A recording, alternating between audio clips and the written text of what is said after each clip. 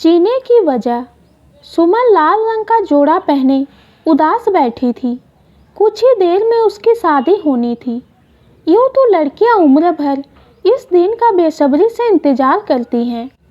जब से लड़कियां समझने लायक होती हैं तब से पूरा परिवार उनके दिमाग में यही तो भरते रहते हैं कि वो पराया धन है और एक दिन ये घर छोड़कर अपने घर जाना है, मानो उसका जन्म ही किसी से शादी करने के लिए हुआ है।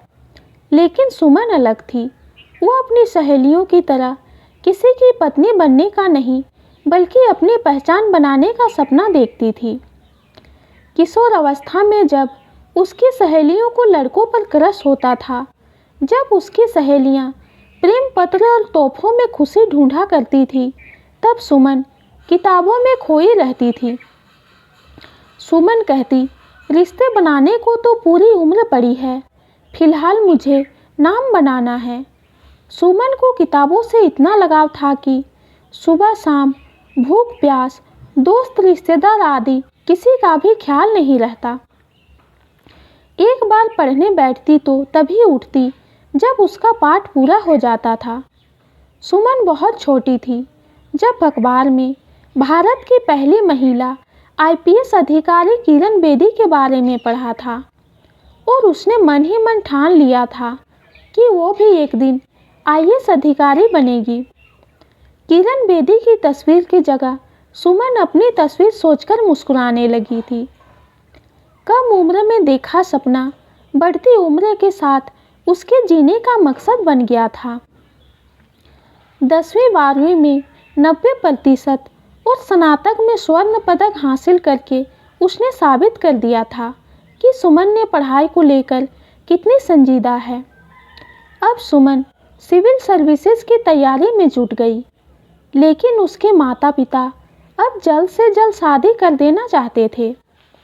सुमन ने सबको खूब समझाया, खूब विनती की, लड़ी भी, लेकिन सब उसके सपनों को उसका लड़कपन समझ रहे थे। उसके पिताजी ने अपने हिसाब से एक अच्छा लड़का देखकर उसका विवाह तय कर दिया। सुमन हर बीतते दिन के साथ घुलती जा रही थी, लेकिन कुछ नहीं कर पाई। आज वो दुल्हन बनी बैठी है, मुरझाई सी, उदास, ख्यालों में डूबी। तभी दरवाजे पर किसी ने दस्तक दी। सुमन, बारात आ गई है, नीचे चलो, पंडित जी बुला रहे हैं। यह पहला अंत है।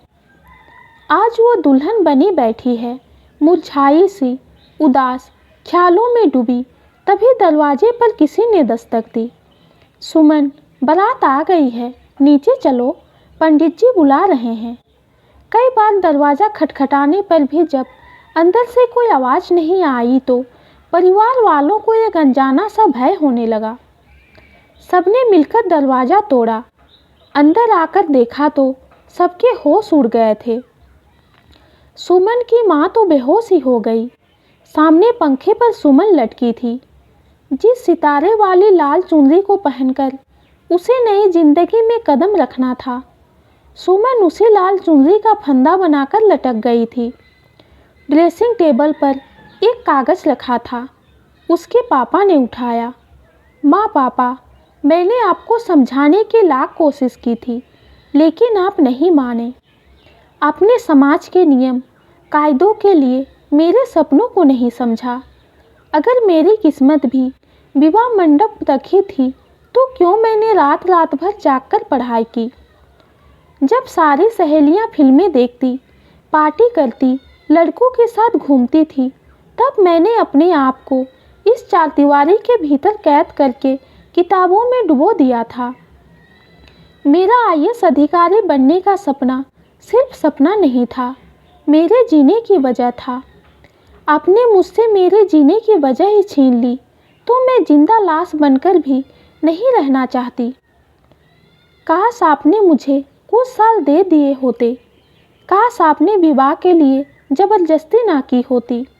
लव यू माँ, पापा, आपकी सुमन। सुमन, आपकी सुमन। सुमन के पिता खत पढ़कर फपक फपक कर रो पड़े। ये है दूसरा अंत। आज वो दुल्हन बनी बैठी है, मुरझाई सी, उदास, ख्यालों में डूबी। तभी दरवाजे पर किसी ने दस्तक दी। सुमन, बारात आ गई है, नीचे चलो, पंडित जी बुला रहे हैं। सुमन ने दरवाज़ा खोला और विवाह मंडप की ओर सिर झुकाए चल पड़ी। शादी की रस्में होने लगी। कुछ मंत्रों उच्चारण के बाद सिंदूर से मांग भरी गई, गले में मंगलसूत्र पहनाया गया। फिर हाथों में हाथ लेकर फेरे लेने लगी, लेकिन हर फेरा उसके दिल को चीर रहा था। दर्द आंसुओं का रूप रखकर आंखों से बहने लगा।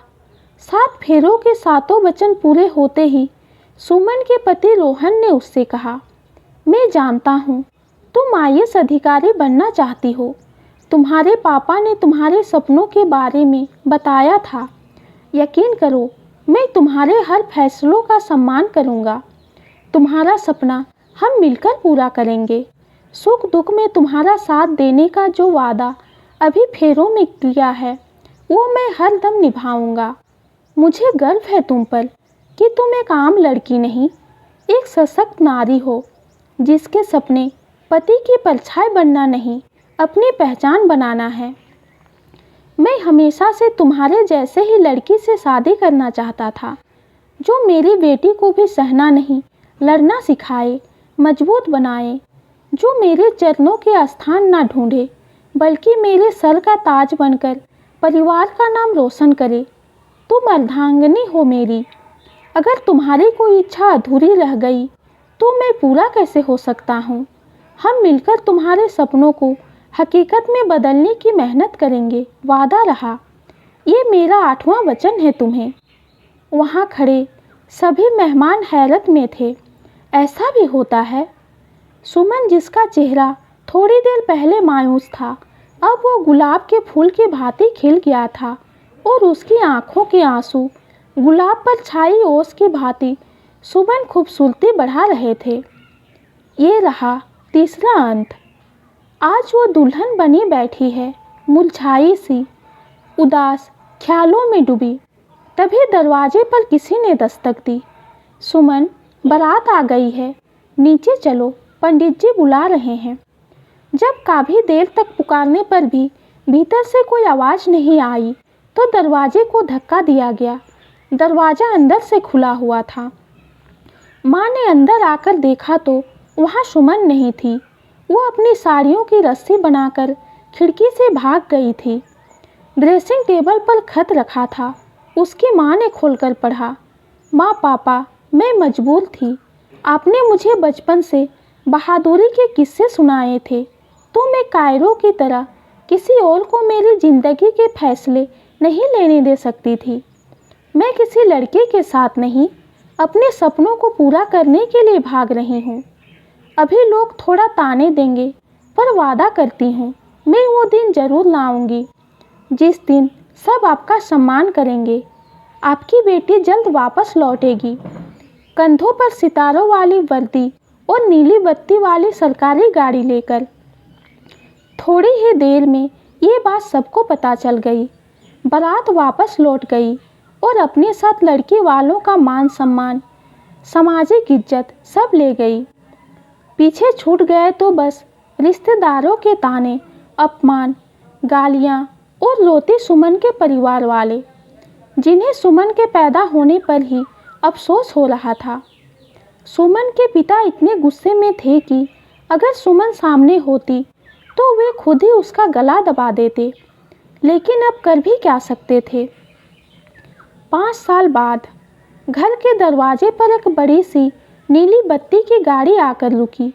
उसमें से एक बंदूकधारी पुलिस वाले ने उतरकर गाड़ी का दरवाज़ा खोला, जिसमें से एक औरत निकली। मोहल्ले वाले, जो अपने घर के दरवाजे, खिड़कियों और बालकनी से झांक रहे थे, उस औरत को देखकर बाहर सड़क पर आ गए। ये सुमन थी, जो उसी ज़िले की कलेक्टर बनकर आई थी। अब तक सुमन के माता पिता भी घर से बाहर आ चुके थे। अपनी बिटिया को कलेक्टर वाली गाड़ी से उतरते देखकर उनकी आंखों से खुशी के आंसू आ गए थे। इतने सालों से सोच रखा था कि ये कहेंगे वो कहेंगे, अब बिटिया को देखकर गले से आवाज़ ही नहीं निकल रही थी। चेहरे पर खुशी और संतोष के भाव थे। सुमन के पिता ने आगे बढ़कर बिटिया को गले से लगा दिया और फिर माँ ने भी माथा चूमकर बलाएं उतार ली। जो पड़ोसी पिछले 5 सालों से उनकी ओर मुंह टेढ़ा करके बेटी के घर से भाग जाने का ताना दिया करते थे, आज उनके चेहरों पर भी आत्मग्लानि के भाव थे। वो समझ चुके थे कि सुमन अब उस ऊंचाई पर पहुंच चुकी है जहां तक उनके तानों की आवाज़ भी नहीं पहुंच सकती। अब सबके मन में ही कहीं ना कहीं अपनी बेटियों को भी सुमन की शक्ल में देखने लगे थे। एक सपना जो आज पूरा हुआ था, उसने ना जाने कितने लोगों को एक सपना दिखा दिया था। मोहल्ले की ना जाने कितनी बेटियों को उनके जीने की वजह, एक मकसद और उम्मीद मिल गई थी। ये छोटी सी कहानी आपको कैसी लगी कमेंट में ज़रूर बताइए। कहानी पसंद आती है तो चैनल को लाइक और सब्सक्राइब कीजिए। कहानी सुनने के लिए आपका बहुत बहुत धन्यवाद।